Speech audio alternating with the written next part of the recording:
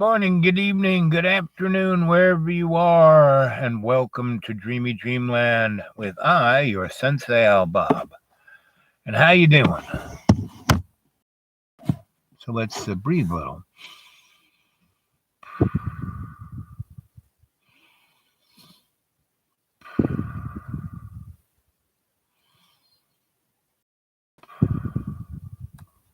Good morning, AI.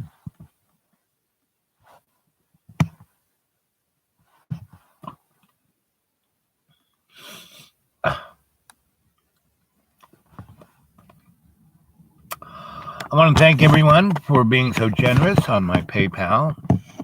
Just go there and put in the dude awake 42 at Gmail and whatever you wish to donate. I appreciate it.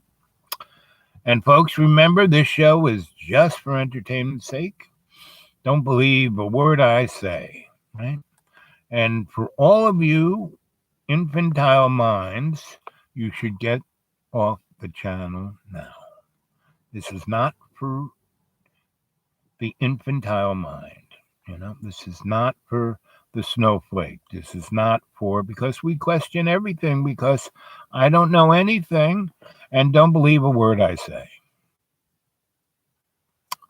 So good morning, good evening, good afternoon, and welcome to Dreamy Dreamland with Sensei Al Bob. I am your griot, your shamanic, psychosocial, cultural, forensic anthropologist, alchemist, and anthropologic alchemist. And what is that? Well, all of those things are icks or ists, and usually they are scholastic disciplines that are singularly looked at and therefore useless in their essence. So, shamanism, what is that? Is that a religion? Is that a cult? What is that?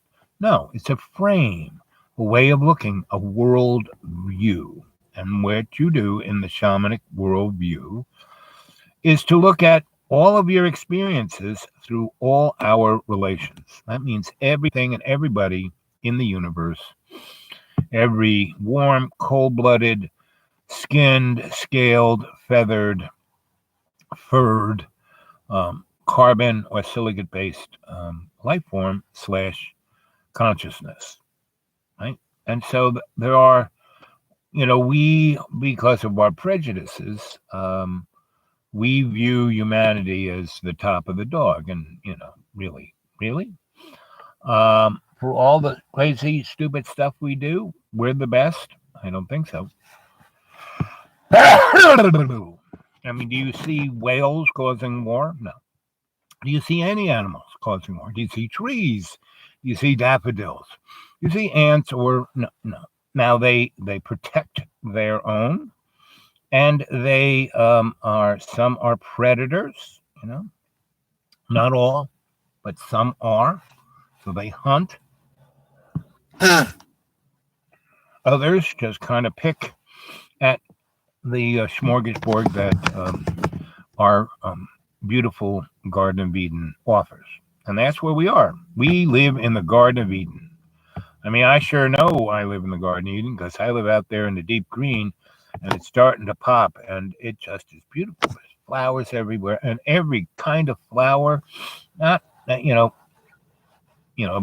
have about 20 flowers that are coming up that I planted.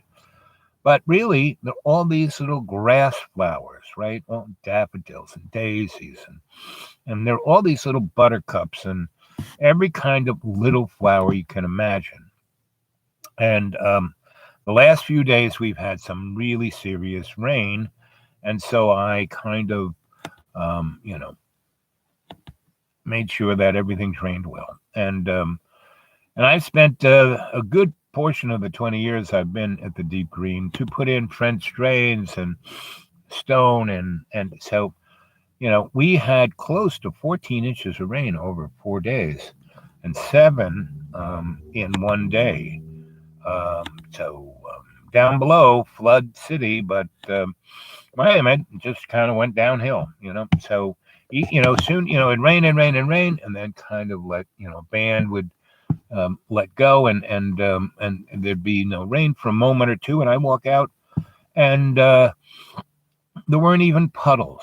So I feel very good about that. So nothing got washed away. So everything got watered really well, and everything's growing. And so I've been working on my vegetable garden, but the burdock is coming up. The vines are coming up, and you can eat those the dandelion leaves that are like kind of spiky. It's just like lettuce, and you don't pull up the plant. You just have little scissors and a basket, and you kind of clip them, and you collect them, and you wash them, and then you make a nice vinaigrette, and you have dinner. And we have all kinds of herbs and fungi. And anyway, so I was clearing out one of my little, what I call, it's a storm drain basically, but it's, no big deal. It's just where water would collect. I kind of raked the dirt and the leaves kind of out of the way and put some stone down so the water could go into the woods.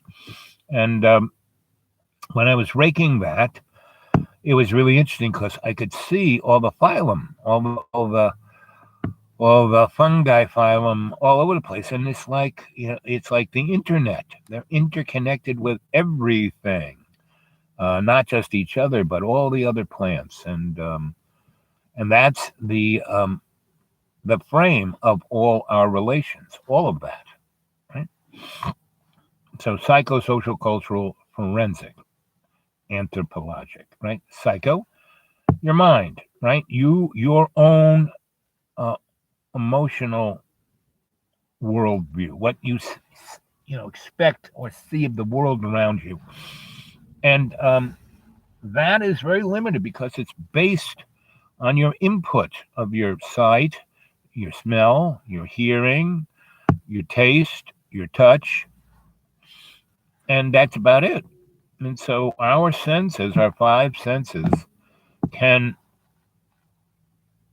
represent or understand or have a psychological concept, emotional concept of 0.0000000000009%. That's like nothing. Well, all the rest of it, and they've discovered dark matter years ago, and that's the rest of the universe, and that is 99.1000009%. So that's how much we can't see, and what we do see is very limited. But all of that we can't see has an effect on us, right? So that's our psychological, our own, what we think our worldview is. And that's totally prejudiced by our inaccurate five senses. And so there's psycho. And to understand that thing a little deeper than our five senses in our own little bag of water, we have to understand our social, meaning what's our social orientation? What's our job? Where do we live? What's our neighborhood? What's our neighbors? Our friends, our sexual orientation, religious orientation, all our orientations. That's our social.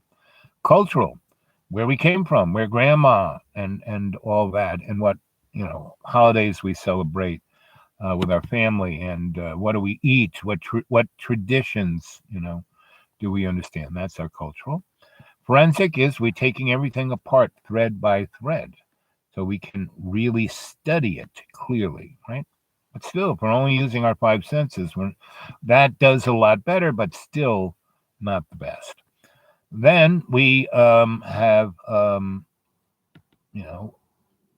anthropologic. And what is that? That was invented back in the day by white folk, people like Henry Ford and Mr. Rockefeller and Mr. Morgan, white men of the gilded and the imperial state, wanted to prove to the rest of the world that white men were superior, and they did really stupid things like measure their head size, and I mean, really ridiculous stuff that had no scientific place. And even science has no place. So, shamanic, psychosocial, cultural, forensic, anthropologic. Now, anthropology has tried to clear itself up and basically have, both genders observe things and also, go wear the grass skirt, not just go in there in a suit and tie and look at Aborigines folk and say, oh, they're almost like animals. We can kill them and it's all right. We can steal their stuff. It's fine. Savages. They're savages. No, we're the savages. So, and then what is alchemy? What is alchemy? It's changing base metals into gold, basically. And we are the base metal, us bag of water, right? So that is, shamanic, psychosocial, cultural, forensic, anthropologic alchemy. And that gold is not bars. That gold is a thread that goes to our super conscious mind and our Akashic record, which is the library of our soul's existence, right? And now you are not your body, and this is just an avatar, and this has been given to us so we can freely, our free will, we have the illusion and the the distraction of free will to say we can make up our mind of what we're going to do, so we can do really horrific things thinking we're doing good. The Nazis thought they were doing good, So, Attila the Hun, thought he was doing good. So, not so much. So, if you were to have a anthropomorphic, meaning looking at everything from the human standpoint and making things look like humans, God. Really? God is an old guy, kind of with a beard, and sits in a chair in a cloud? No, I don't think so. And the Bible says, God made us in his image and likeness. No, we made God in our image and likeness. And pretty much every culture, the Hebrew culture, the Islamic culture, Vedic, you name it, they're all anthropomorphized. We have no idea what God is. Ergo, if we're judging what our life is on this anthropomorphized religious point of view, we're losing out, right? So, I don't, I don't believe in anything. Again, good morning, good evening, good afternoon, and welcome to Dreamy Dreamland with Sensei Alba, me, your shamanic griot. And you have to realize, don't believe a word I say because I don't believe in anything. All I do is have faith in love's co-creation of all our relations, one love. That's it. And what is that? It is our journey towards ascension from this material form into our higher planes of our spiritual form. And in meditation, going, with breath, and if you go back and look at all my past shows, I have a lot of guided meditations where I take you from just sitting there all the way through your Akashic record, where then you can open up, you can evacuate all of your anger, your fear, all of that. Oh, who's there? Lucid. Guys, remember to put things in capitals so I can read them. God in my singular meanings source. Yes, right. Love is source, right? Whatever, and that's the thing. I'm writing my new novel, Legend, Our Legends. I always forget this word if I'm not looking at it. Is it up there in my thing? It's so bright I can't see anything. Anthology. My new novel is Our Legends Anthology. So it's a bunch of short stories and essays and stuff. And one of them I go on about is, constantly I go on this novel about love's co-creation, and it's a journey. It's very much like Dante's Inferno, right? I mean, I take a lot of classical things and use them as the frames for all these stories in a modern sense, right? So I've taken all my favorite myths and stories, and that's what I wanted to tell you today is a story about. So death, what's it good for, right? Death, what's it good for? Well, it gives you an endpoint of this moron, not me per se, but the bag of water lifestyle, and we transition. It's the the British TV show Doctor Who.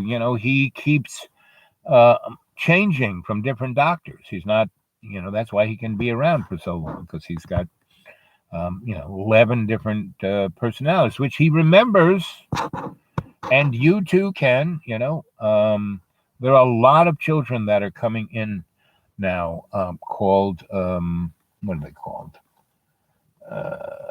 Not purple, but some kind of new age term about kids, and they kind of remember their past life, and they have talents. There's this little girl who's like 8, and she sings like Billie Holiday, and she sings not just sound. She's not like a mockingbird. She heard a record and she can reproduce this. No, she sings and projects the emotional dynamic. So how can an 8-year-old sing about sex and love and racial prejudice and drug addiction? Can't, you know. Boo boo. Indigo, thank you. Indigo. Yep. Um, so these kids are coming in, and I met one kid. I'm a real aircraft aficionado and technology aficionado. And I went at this conference, and there was this kid there, and he was 9, and he knew everything about the World War II aircraft that was the Black Widow, which was a night fighter that came along at the end of the war, and it had radar and it could go hunt down the night bombers and take them out. So he knew everything about it. I mean, everything. I mean, how to fly it, all the instruments. He drew a picture of the instrument panel. He did circuitry of the radar, and he's like 9 years old. Didn't read any books. Didn't His parents are like farmers. Knew nothing about it. But this kid was just gaga for this aircraft, and so some teacher got a hold of him, and who was in the community college, who was also aircraft aficionado and also loved that airplane, and this kid knew more about it than that guy did, and so he took him to one of these paranormal conferences back in the day when I was a paranormal psychologist. And so that's the indigo thing, and there are all of these. And what has happened is that our 1965, there was a song, "It's the Age of Aquarius," and I kind of went right through it all and explained it in a song. And basically in 65 we were coming up to the Aquarian age. We were in the Piscean age, which was getting what you think you want through violence and force. And the Aquarian age is getting what you need through understanding and letting it happen, right? So we're going through that. 2012 was when, so between 1965 and 2012, we were like going through it. So there was that Venn diagram where we're in two places. Well, 2012 is where we are, where we left the Piscean age and went straight into the Aquarian age. And so now all the forces are Aquarian, right? But there are all these folks, that were left, asunder.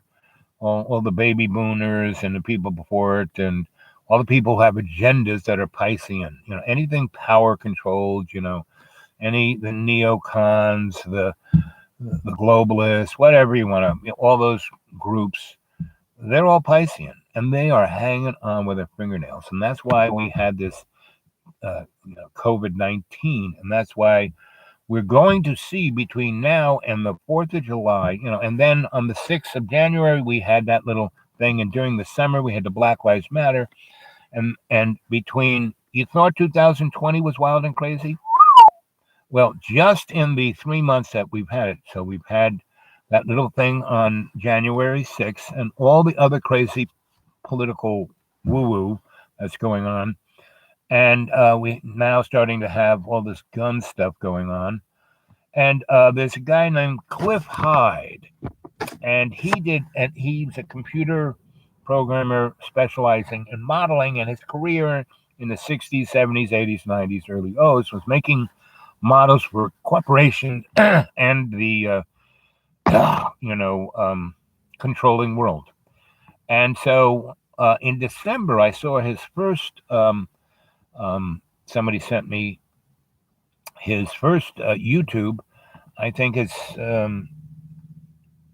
Clear Truth, but if you go Cliff Hyde, bingo, you'll get to him on YouTube. And go look at back in January 2000. I mean December 2019, where he started talking about Wuhan, right, and describing, and no one was really talking about it. And he already said he was already calling it COVID-2, and he said it was a biological weapon. And he showed how it was going to act. It was going to have a spike. Everyone's going to freak out, and then it was going to get better, and then spike again, and then get better, spike again, and get better, and then there'd be a vaccine, and he said, and if they get a vaccine within a year, that's when it's really a biological weapon, because you don't really let loose something like that unless you have the cure for it. And so, and then he said, designed into it would and biological warfare is not to kill a lot of people, it is just to disrupt everything. That's what 19 did.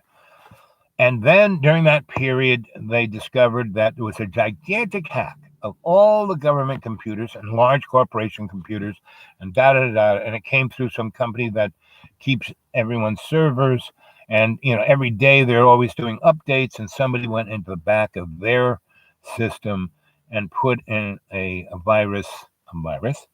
computer virus, and it slowly went out into the internet, and hasn't really done anything yet, but it's in everyone's everything, especially large systems, banking systems, government systems, corporate systems.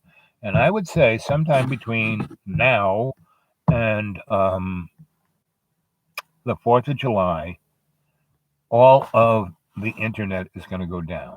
And a lot of it already has, because these fascist dictators, in India and in Malaysia and all over the place, they're, disconnecting different entities from the internet, because they don't want them to communicate to the world or have them information come into them. And how much that is, that political thing, or whether it's this trickling of that hack, that virus, I'm not quite sure. But by 4th of July is when things are really going to get seemingly crazy, and way crazier than 2020. And it will go even crazier from there on in, right? One of the interesting things I've noticed is that this stimulus check, right? Well, the people who really didn't need it, people who made 70 grand, between 50 and 100 grand, they got it like that. The poorer you were, the slower it was coming out. And there's still a lot of people who haven't got it yet. So people who really need it, don't, like me, I haven't got it yet. Hopefully I will, and I already kind of, when I went off this month to get my medical stuff, I spent a little bit more than I should, thinking I would get the stimulus check this month. And so by the time I got here, all I had was $58 left in the bank account. So anyone who wants to help Sensei Al Bob out, go to PayPal. Then when they say, who do you want to send the money to? What's their email account? Put in the Dude Awake 42@gmail. And all of those who have sent me gifts, which I really, really, and any amount is always really appreciated because, you know, sometimes, and it has, someone has sent me $5 and that's kept um, that account alive because I was about to have nothing in it, and if it went too long, anyway. So anybody wants to give me some assistance, I would love it, right? And you can go to xratted.blogspot.com and go look at my free publishing and see my short stories and essays. And you'll see my two novels, um, Legacy and Legend, and they're in the working form, but they're enough in them and enough edited, wordsmith, to see where it's going, right? And the people who run that have changed the protocol enough so I don't even understand. I had some people put it up there for me, but it's not like all that stuff that you can just click on, all the different cuts. I call them cuts. And those, you can just click and there it is. But the stuff that's up there now, other people say, oh, yeah, I read that, meaning they understood how to do it. I can't. I have no idea. Anyway, so the story that we're talking, the title of this show today is Death. What is it good for? First I said, it gives the limiting factor of the experience, the shamanic, psychosocial, cultural, forensic, alchemist experience of this avatar, gives it a very nice, where this is like a fruit fly. We live very short lives compared to what our soul is, which is eternal. So when you go to your Akashic record, you can see all of your past lives. You can see the future. But see, the only thing that truly exists, time is not linear. That's the illusion of the avatar, right? That is what happened when we were cajoled into eating the fruit. And if you listen to Billie Holiday's song, Strange Fruit, she's talking about the man hanging from the trees, but that is the strange fruit that we ate, right? And that's why we do all this really kind of unbelievably unloving stuff, war and greed and self-loathing and all of the negative things that our avatars do. And you just have to look around, and that's me. I'm kind of observe everything and write about it and interact with it, because how do you know? Meaning when you're stuck. I mean, I am the most self-quarantined person there is, not because I'm doing it on purpose like other people, but because that's where I live. Other people who live in a school on top of a hill, they're only 8 miles to downtown human beings. They're only 4 miles to the supermarket, but they get everything delivered by Amazon because they can't handle being with human beings. They better get used to it, meaning otherwise they're not going to have a life. Now, me, I'm a pretty social guy, meaning I drive 40 miles to make this phone call, but pretty much only when I have to, like, I have a doctor's appointment. I'm going to, go to the dumpsters and get some vegetables and some meat and cheese. And I'm going to go to my internet guru and see about my phone. And because it's not wanting to do certain things at certain times, and I have no idea why. So, when I have a whole bunch of stuff to do, I'll, go do it. And that's why I drove 40 miles to see you guys. Now, the story of death, I have a good story. And I'm going to, let's see, it's not 29 minutes. And it's now not quite noonish. So I'm going to spend the next, 15, 20 minutes to tell you a story. Here we come, the story, that you love my stories so well. So this is a holler story, right? And after this, I'm going to say, I'll see you later. Unless a bunch of you show up and and start talking your feelings and ideas about death. So, but this will loosen you up, and this is a public service announcement to say, hey, I'm going to come back around 2:30, give or take, and hopefully you guys have seen this, thought about death, and we will have a really interesting conversation, right? Okay, so the holler story is, so there's this old lady, right? She lives not in a shoe, but in a nice little cabin out there at the edge of town. And she is in the house, right? And she's, she's sweeping the floor, she's washing the floor. Ooh, I missed that part. Clean that. And knock, knock, knock, knock on the door. Who's that? It's still early. I'm not expecting anybody this early. So she goes to the door, opens it up, and who is sitting there but Death? And Death, not in like he's not wearing the robe. I guess it's summertime. He's too hot, but he's just bones, under that cowl. And all you ever get to see is his skull and his bony finger coming out of the cowl. And anyway, he's not wearing a cowl. He's just bony boy, right?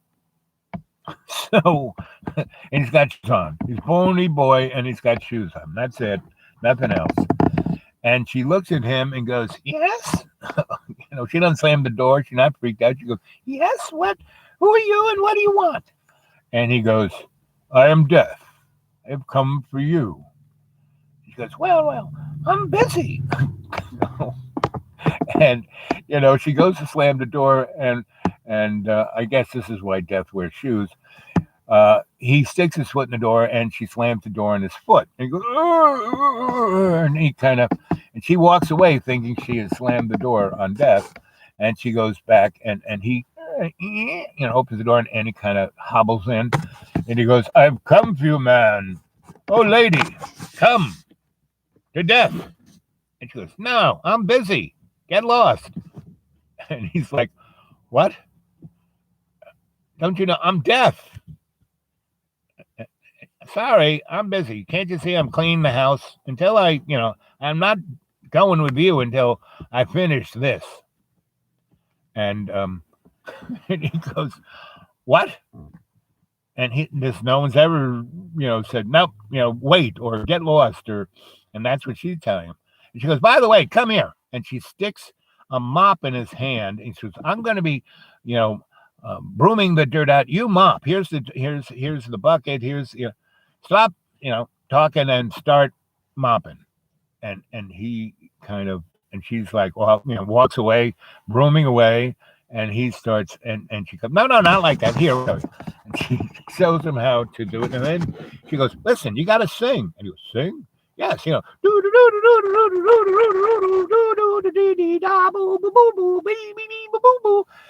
And he goes, "That's singing?" "Yeah." She goes, "I don't sing about anything. I just kind of, make a tune." And she goes, "If you do that, then the work goes easy. So come on." And Death goes, "Man, please, take my hand." "No, start mopping. I just showed you how to do it. Start singing." And so Death goes, "Do." And she goes, "No. Do da da da do. Gotta do a little faster, because if you do it as slow as you're doing it, you're gonna be here all day." So he's like, "Do do do do do do do do do boo boo ba ba ba boo ba boo dee ba doo," and he's mopping away. And so they're working and they're cleaning, and she's dusting, and she's adjusting the furniture and making everything look just so nice. And so they finish up. And he goes, "All right, ma'am, we've cleaned the house. Take my hand. It's time to..." No. I've been cooking too. Come on, come in the kitchen with me." And there's this whole table there with vegetables and meat and all kinds of things. And she goes, "Here, start cutting up these onions and cut up these tomatoes and cut up this celery and cut up this cabbage and cut up this carrots and the potatoes and the meat. Cut up the meat." And he goes, "Meat? I have no meat. And so she goes, okay, I'll take care of that. And so she starts making a stew and a ham and a rib and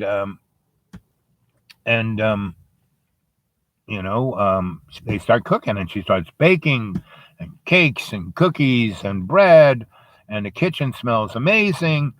And he goes, what is that? I've never smelled anything like that. That is, I can almost taste it. He's got no tongue. He's just got bones, and how he can smell anything, who knows? Anyway, so he's cooking, she in cutting, and they're then they get it all done. It's all in the oven, and they go out to the big table and they put all the leaves on the table and they put a nice tablecloth and and they start putting out the things that are kind of finished prepared, the bread and the butter and the cheese and the fruit and the drinks and a bunch of plates and the silverware and napkins and she sets everything up really nice and gets some candles and he goes, all right, ma'am, everything is cooked, the table is set, the house is cleaned, take my hand, it's time to, and it's on the door. And he kind of goes, what's that? She goes, haven't you seen, we're cleaning the house, we're cooking food, I'm having a party. Go answer the door. I'm going to go get dressed. Ma'am, please come with me. We have to go. Go answer the door. And so she goes into her room and he, goes to the door and she goes, sticks her head out. She says, open the door and say, welcome, come in, enjoy yourself. That's how you have to enter the door. Welcome, come in, enjoy yourself. So, and he goes, man, but go to the door. And so he goes to the door, opens it up, and there's this couple. They're in their 20s. And the guy goes, is grandma here? And he goes, welcome, come in, enjoy yourself. And they're like looking up at this bony guy with shoes on. And he goes, who are you? And he goes, I am death. It's not your time yet. And so they're still at the door, and Death opens up the door and says, come on in, enjoy yourself, welcome. And the woman says to the guy, should we go in? Is this your grandma's house? No, this is grandma's house. Look, it's a party. She invited us. So they go in and they get a little something, and he's looking at them, and they're just kind of like, and eating a little piece of cheese. That's really good. That's grandma's cheese, all right. And knock, knock, knock on the door. He answers, welcome, come in, enjoy yourself, and people come in and they see other people in there, so they come in, and then knock, knock, knock, knock. A band comes in, right? And sees a whole bunch of people, all this food and drink. And so they come in, they put their instruments down, they set up, they go have something to eat. By now, there's a big crowd, and people still keep going, welcome, come in, enjoy yourself. Anyway, so there's the big room is full, people are eating and drinking, the band starts to play, warm up music, and grandma opens up, kicks the door in, and she's wearing a red silk amazing evening gown and ruby slippers, and her hair is all combed out and braided beautifully with flowers in it. And she comes out, and everyone's, grandma, happy birthday, and they all sing, happy birthday to you, happy birthday to you, happy birthday, happy birthday. And she comes out and kisses everyone and starts, and Death doesn't know what to do. So he's just standing over in the corner, kind of looking at it all and really not interacting with it, because nobody seemingly want to interact with him. And this little girl comes up to him and goes, Mr. Bony Man, And Death, no one's ever called him Mr. Bony Man. So she kicks him in the shin. And, oh, oh. And Mr. Bony Man down here. So he looks down there, and she's got a plate of food. She goes, "You're too thin. You need to eat." And he goes, "I don't eat." She goes, "No, eat." "No, I don't eat." And she screams, "Eat!" And she starts screaming, "Eat! Eat!" And starts to cry, and eat, eat. And Grandma comes over and goes, "Hey, hey, listen, that's my great granddaughter. Made her cry." And so Grandma gets the plate and, you know, and gets on her tiptoes and starts spooning the food into Death's mouth. Well, Death has no throat, no mouth, no tongue, no teeth. Well, he's got teeth. And it kind of just goes in and starts falling through the bones and goes on the floor, right? And so, and so the little girl keeps bringing a plate or two to him, and Grandma keeps spooning it in, and there's a big pile of food that, Death is kind of slipping on. And then a guy comes over and goes, "Hey, this is some moonshine. You really like this." And so, Death, and it kind of goes through him, and he kind of gets a little buzz, but, and he's not a bag of water. And so it goes on the floor, and it made this like big, messy, gloppy, sticky, gooey thing that he is like in a puddle, and he's like his feet are kind of stuck, and he's trying to lift his feet up, and every time he does that, his knees knock, right? And so the little kids come around and watch him doing this and kind of laugh, and his kind of starts to make a rhythm that the little kids are dancing around and singing and doing Ring Around the Rosie, Pocket Full of Posy, which is a song about death and the plague. And so the band hears the kids singing and starts picking up the tune and starts, making it more jazzy, making it more country, making it more old time, and really making it a great tune. And Death is,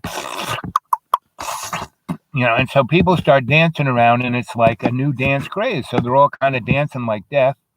And the band is playing, and everyone's having a great time, and it goes on all night until people could become too tired, and so they all, kiss Grandma goodbye and give her.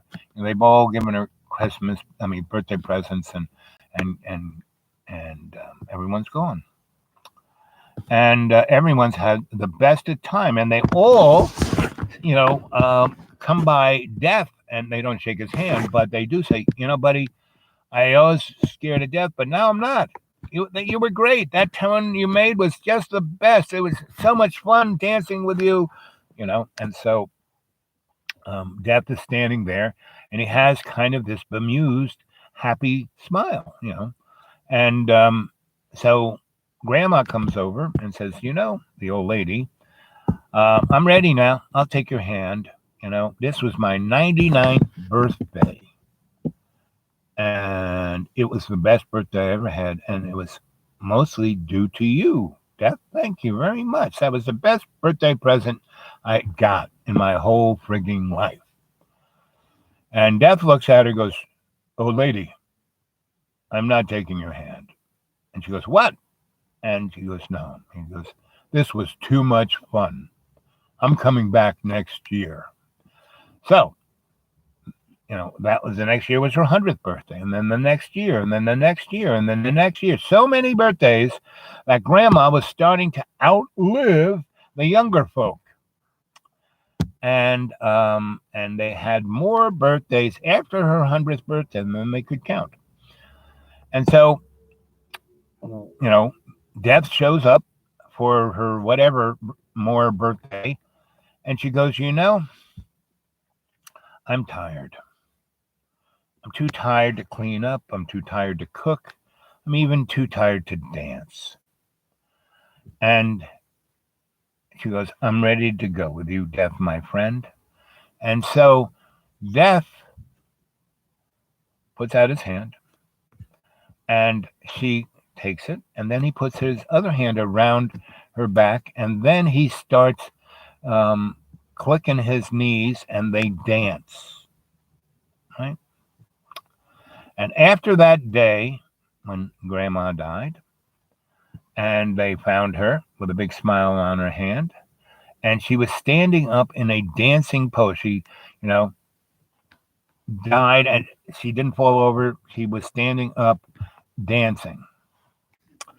And so death came back after that into this little town, and they celebrated Grandma's birthday even when she wasn't there. And this is where the term of dancing with the dead is. And if you go look at the Grateful Dead's album, the one with the rose on it, the first big one that made big time, you will see that story in that album cover. Right? So here it is, 45 minutes and 1 second. And I'm going to go do my errands. And it's now, oh, look, noon. Perfect. And I will try and come back. And so bring more people, call up people, get people to come to Dreamy Dreamland with Sensei Al Bob and watch the, and I want you guys to come back with some ideas about death that are based in a positive way. What you think positive about death is. Now, I've died 6 times in my life. And, cats have 9 lives, so maybe I got 3 left in me, but I don't know. But I'm all ready and willing. So between now and whenever I take the hand of death and go out dancing, because I am a dancing fool. Even when I was at my sickest and my legs were in metal clamps and I had the polio sticks, I'm Timmy. I was a reggae band's agent. I went out and found gigs for them and manager, right? And because they were serious, Rasta boys, so they were not in the business sense. So I got them gigs, and we got gigs at the most interesting. Anyway, I'd always be dancing, because we'd be in these really white places. Super white, country clubs. We played at George H.'s Bush's country club in Pompano Beach. No, not Pompano. So Palm Beach, Florida. And they're whiter than white, and we're playing reggae music. And all these guys are, they're just wearing their clothes and got super dreaded out hair, and all their girlfriends and wives and their queens all look like Angela Davis. Their hair is out to here or dreaded like you can't believe. And there are all these little black kids running around, and I'm dancing. And I'm dancing around all these white people at the fancy tables and I would get, whoever the most attractive, the old guy with the young girl, I kind of went, let's dance. I would get up and dance around and be provocative with that. And then I grab the old guy and say, see how it's done? And stick her with his girlfriend. And then the old couple that had been together for 30, 70 years, I get them up and get them dancing. And that was what we did, and then everyone, they got like $300 or $400 for the gig, but I would go around with a bucket and say, come on, you had a good time, throw in some money, like the church, right? And we'd get $1,000, $2,000 from really rich places. And that's why I went to places like that. Yeah, the guy who hired us gave us $300, but we would walk out with, somewhere between $1,500 and $5,000. Which is money they never seen even close. Then we took that money and used it to prevail social issues in their town of right near Jensen Beach. They live near the feces factory. I forget the name, but anyway, it was the hood. Well, and A went right through it. and so did one. And so anyway, I want you to come back between 2 and 2:30 and have a story that you can put on the live chat here, right? And all those who are, I have 300 and, almost 400, what I call cadre, members, right, of Dreamy Dreamland with Sensei Al Bob. And out of that, almost 400, there are about 188 folk who I call my Padawan, meaning my students.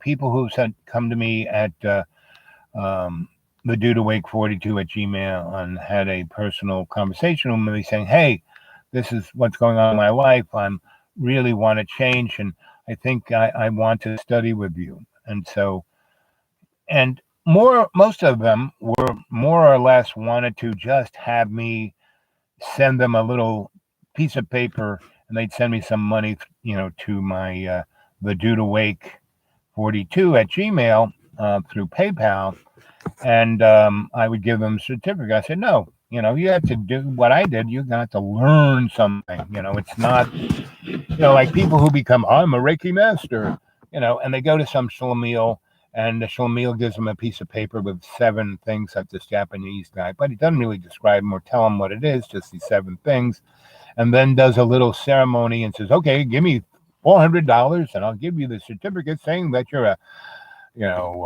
Reiki master. No, that's not how I work, because all of my teachers, they didn't teach me that way. I had to live with them, do it, I, don't really make people live with me, but they do. We talk about stuff. I give them books to read. Like a good book to read is A Course in Miracle, and Bloom's Healing Runes. Very good. Those 2 books. And then they read them and then talk to me about them, and I show them how to use them, and then they use them, and then they get experience with people, and that's when they start on their path. Well, out of that almost 400, and out of that 188, only 8 have done that and proceeded.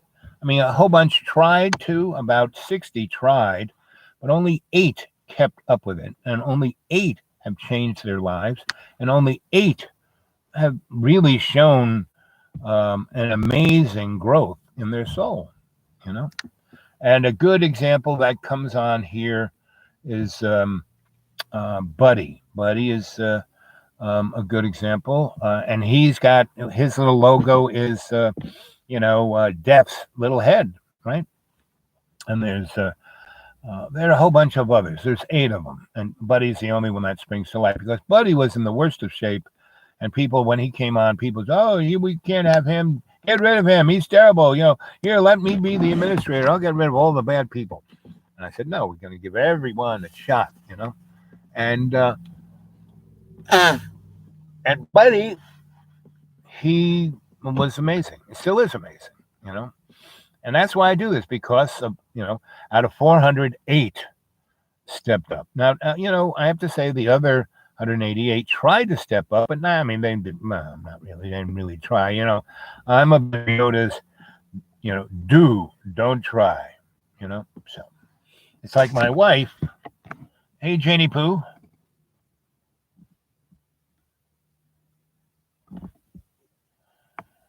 Yeah.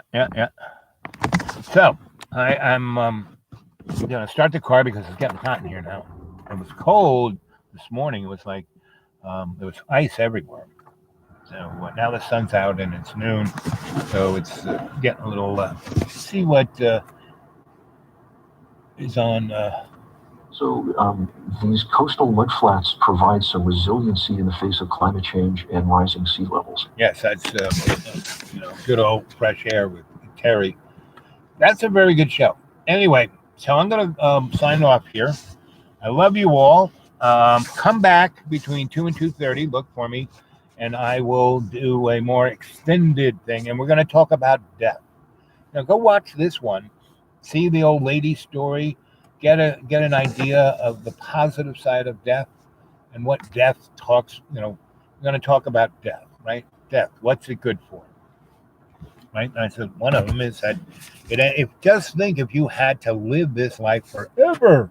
I mean, in this bag of water, as this, mud puppet. At least you just, we're like fruit flies, it's over. And then, our eternal soul, grabs a hold of the wheel of fortune of fate, and we pop out as something else. Incarnation, karma. But if you can wake yourself up, if you can be awake through your life, then this life will be worth something, right? And it's not how much money you have or how famous you are or that hot boyfriend or girlfriend or the big car, the big house. No, none of the above, right? Because I've had it all, and I got nothing now. And this is, I am more awake because I have nothing, So anyway, so if you want to send me something, so I can have a little more something than nothing, go to PayPal and put in, when it asks you who do you want to send money to, send it to the Dude Awake 42 at Gmail. Okay, gang, I love you all, and I will remember the prayer. This is a good little prayer you can say all day. Bless me indeed, enlarge my territory, put your hands upon my shoulders to keep me from evil, so I will do no harm, and in every day and every way I'll take love's piece of the earth and make it stronger. Aho! Okay, gang, let's see. Where is that? There he is. They got a black arrow with a black background. So it's got a little white around it. You can't even see it. Okay. Janie, Lucid, Air, I love you all. I'll see you later between 2 and 2:30. Okay.